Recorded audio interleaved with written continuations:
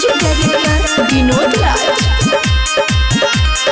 presented by WR Music।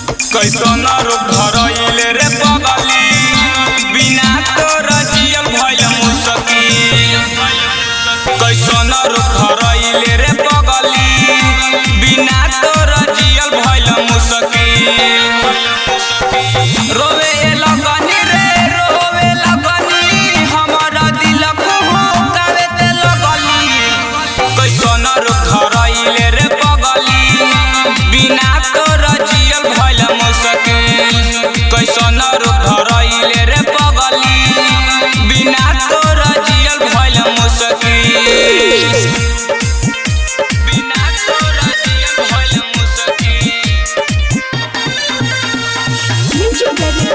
Vinod राज बिना तोर जियल भइल मुश्किल।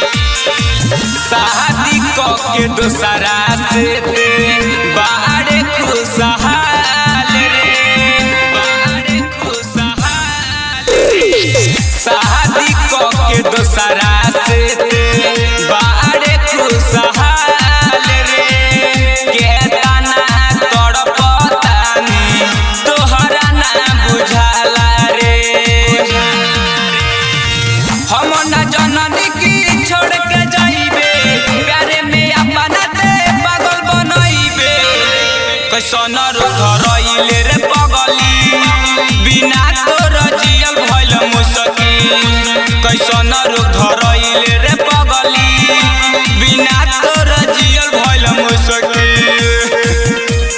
जियल भइल मुश्किल।